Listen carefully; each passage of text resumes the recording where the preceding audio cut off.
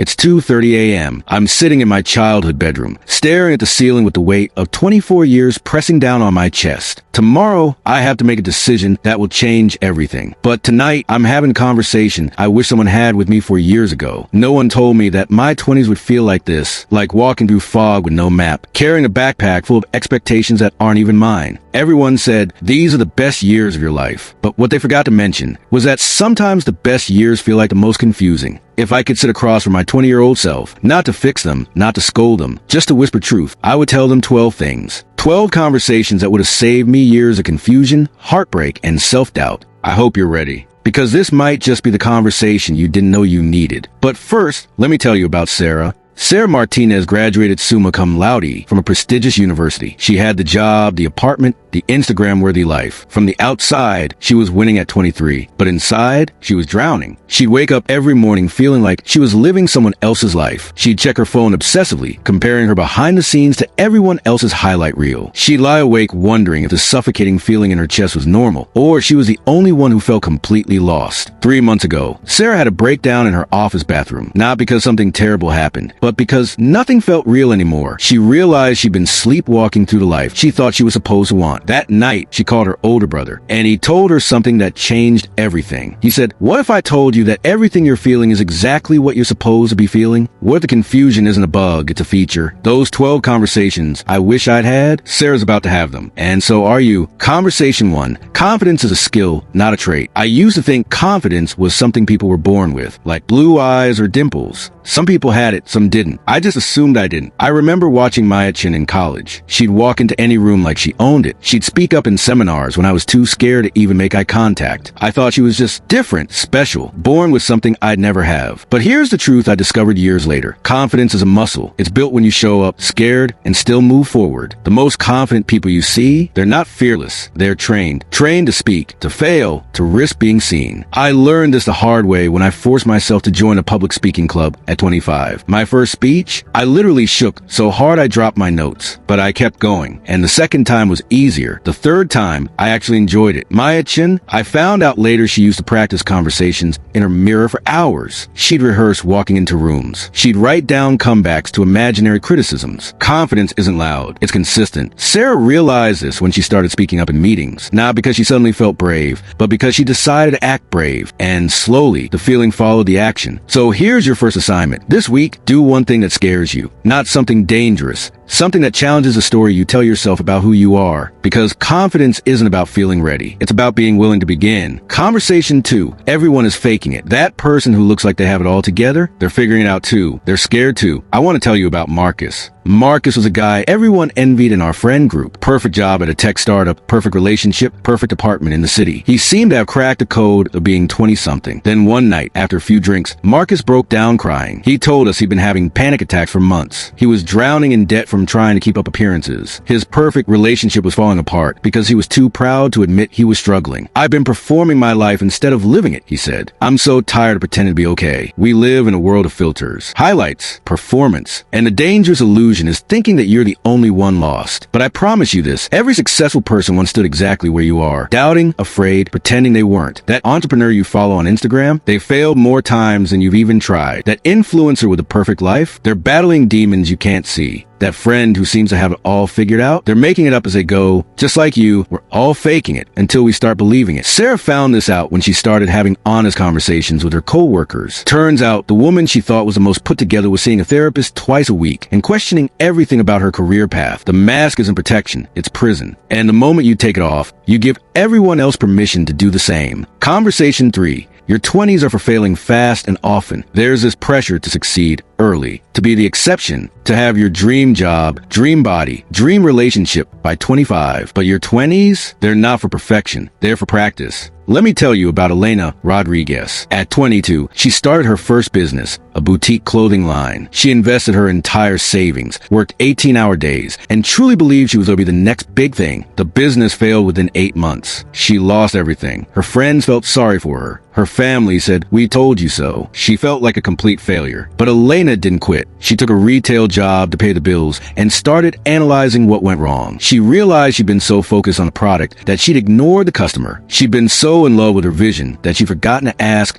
if anyone else wanted it. 2 years later, she launched her second business. This time, she spent months talking to potential customers first. She started small, tested everything, and built slowly. That business, it's now generating 7 figures annually. Elena's failure was a detour. It was the map. Start the business, lose the money, fall in love, get your heart broken. Try, Mississippi learn. Failing in your 20s is a gift because it teaches you fast and frees you sooner. Stop being afraid of the fall. The fall is the point. Sarah understood this when she realized her safe job was actually the riskiest thing she could do because it was keeping her from discovering what she was truly capable of. Conversation 4. You don't owe anyone your timeline. By now, I should have that one sentence has broken more spirits than failure ever could. By now, according to who? I spent years torturing myself with invisible deadlines. Graduate by 22, career by 24, relationship by 26, marriage by 28, kids by 30, success by 35. But guess what? Life doesn't run on your friend's schedule, or your mom's expectations, or society's pressure. It runs on yours. I have a friend named David who didn't find his calling until he was 32. He spent his 20s jumping from job to job, relationship to relationship, feeling like he was behind everyone else. Then he discovered programming, not because it was trendy, but because he was genuinely fascinated by it. He spent 2 years learning, went back to school, and now he's leading a team at a company he loves. David's delay wasn't delay, it was preparation. All those jobs taught him about business, people, and what he didn't want. All those relationships taught him about himself and what he needed. Your timing is not a mistake. Your path is not wrong. Your speed is not inadequate. Comparison kills joy, but alignment creates peace. Sarah learned this when she stopped measuring her success against her college friends and started measuring it against her own values. Suddenly, she wasn't behind. She was exactly where she needed to be. Conversation 5. Learn to be alone without feeling lonely. We fill silence with noise. We text, scroll, binge, anything to avoid sitting with ourselves. But here's a secret. Solitude isn't loneliness. It's strength training. I used to be terrified of being alone. I'd make plans just to avoid spending Friday night by myself. I'd stay in toxic relationships because the fear of being alone was stronger than the pain of being mistreated. Then I had no choice. I moved to a new city where I knew no one. For the first time in my adult life, I had to learn how to be my own company. And something incredible happened. In the silence, I started hearing my own voice. Not the voice that was reacting to others, performing for others, adapting to others, but my actual voice. When you can be with yourself, really be with yourself, you stop depending on others to define your worth. Aloneness is a forge where identity is formed. I started taking myself on dates. To movies, restaurants, museums. I started journaling. I started dreaming without immediately editing those dreams based on what others might think. Get comfortable in your own company, because when you stop fearing your silence, you start hearing your truth. Sarah discovered this during a solo trip she took to figure out her next move. For the first time in years, she wasn't performing for anyone. And in that space, she rediscovered who she actually was beneath all the expectations. Conversation 6. No one is coming to save you. This one's hard. You keep waiting for the opportunity to find you, the call to come, the perfect mentor to lift you up, but no one is coming. And once you accept that, you take your power back. I spent years waiting for someone to discover me, to see my potential, and hand me the life I thought I deserved. I applied to jobs, hoping someone would see past my resume to who I could become. I went to networking events, hoping someone would choose me. But the moment I stopped waiting for permission and started creating my own opportunities, everything changed. You are the hero. You are the rescue. You are the plan. That job you want, apply anyway. That business you want to start anyway. That person you want to ask out, ask them anyway. Stop waiting for the perfect moment, the right connections, the ideal circumstances. Stop waiting for permission. You are allowed to begin. Sarah understood this when she stopped waiting for a company to promote her and started positioning herself as the leader she wanted to become. She began speaking up in meetings, proposing new ideas, and taking on projects that showcase her abilities. 6 months later, she didn't just get promoted. She was headhunted by a competitor who had noticed her work. Conversation 7. Hustle can't replace healing. There was a time I tried to outwork my pain, stacked up accomplishments like armor, stayed busy so I wouldn't feel broken. But eventually the crash came. I remember the exact moment. I was at the peak of my career, by all external measures successful, when I found myself crying in my car after a meeting. Not because the meeting went badly, but because I realized I felt absolutely nothing. I'd been running so hard from my pain that I'd also run from my joy. Because you can't grind away grief. You can't goal set your way out of trauma. You can't hustle hustle your way to wholeness. You have to feel it, face it, heal it, because healing isn't weakness. It's the deepest kind of work, and it will make you whole. I started therapy. I started saying no to things that drain me. I started processing emotions instead of pushing through them. And something beautiful happened. When I healed the broken parts of myself, I found strengths I didn't know I had. When I stopped running from my pain, I discovered my purpose was often found in the very places that had hurt me most. Sarah learned this when she realized her workaholism was actually a way to avoid dealing with her fear of not being enough. When she started addressing the root cause instead of just the symptoms, she found a peace she'd never experienced. Conversation 8. Your friends won't all grow with you. This one hurts. Some people you love won't make the full journey with you. I think about my college friend group. We were inseparable. We swore we'd be friends forever. We made plans for each other's weddings, promised to be godparents to each other's children. Then life happened. I got serious about my career. Some of them didn't. They stayed in party mode while I was in growth mode. I started reading self-help books. They made fun of me for it. I started going to therapy. They said I was too intense. It's not betrayal. It's evolution. You're going to change. They might not. And that distance, that silence, that shift, it's okay. Let them go with grace. Not everyone's meant to be a forever character. Some are just passing through your chapter. I used to feel guilty about outgrowing friendships. I try to shrink myself to fit into old dynamics. But I learned that honoring your growth sometimes means releasing relationships that no longer serve you. Honor the memories. Release the guilt. Growth will always cause comfort. Sarah experienced this when she realized her closest friend was actually sabotaging her progress. Every time Sarah tried to make positive changes, her friend would discourage her or make her feel guilty for changing. It was painful, but Sarah learned that sometimes loving someone means loving them from a distance. Conversation 9. Time is more valuable than money. You can make more money, but once a minute passes, it's gone. And yet we give away our time so easily to people who drain us, to jobs that numb us, to distractions that steal our attention. I calculated once that I'd spent over 200 hours scrolling through social media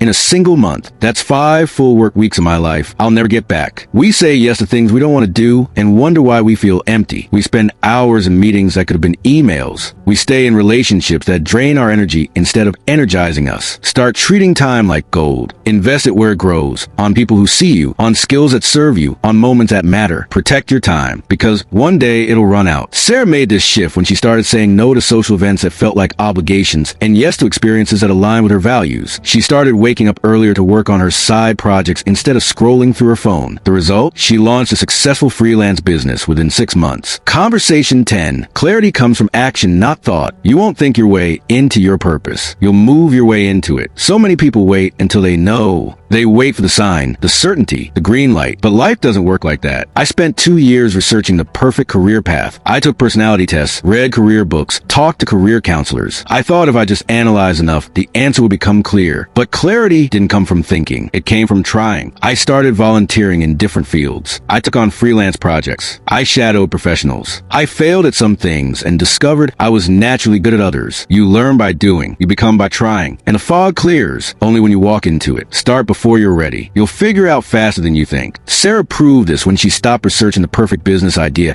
and started actually helping people solve problems. Her business evolved from those real interactions, not from her theoretical planning. Conversation 11. Choose discipline over motivation. Motivation is fleeting. Discipline is forever. Anyone can feel inspired for a moment, but discipline shows up when the mood is gone. I used to be a motivation addict. I'd watch inspiring videos, read motivational quotes, get pumped up about my goals. Then Monday morning would come and I'd be back to my old habits. But discipline is different. Discipline is doing the work when you don't want to. It's showing up when you don't feel like it. It's keeping promises to yourself even when no one else is watching. Build the habits. Keep the promises. Stack the wins, one small step at a time. Your life won't change from one big decision. It'll change from 1,000 tiny ones you don't post about. Consistency is the ultimate flex. Sarah learned this when she committed to writing for 30 minutes every morning, regardless of how she felt. Some days she produced garbage, but some days she produced gold. And over time, those small daily actions transformed into a blog that launched your consulting business. Conversation 12. You're the writer of your story. There will be people who try to hand you their script, but this is your life. Your parents have a script for you. Your friends have a script for you. Society has a script for you. They all think they know what your story should look like, but you get to decide what matters, who stays. Stop handing the pen to people who weren't meant to write your chapters. Every day is a blank page. Write something worth reading, even if it's messy, even if it's scary, even if no one claps. Write it anyway. Your story doesn't have to look like anyone else's. It doesn't have to follow the timeline others expect. It doesn't have to make sense to people who aren't living it, but it has to be yours. Sarah realized this when she stopped trying to write the story her parents wanted and started writing the story she needed to live. It wasn't easy. It wasn't popular, but it was authentic, and that made all the difference.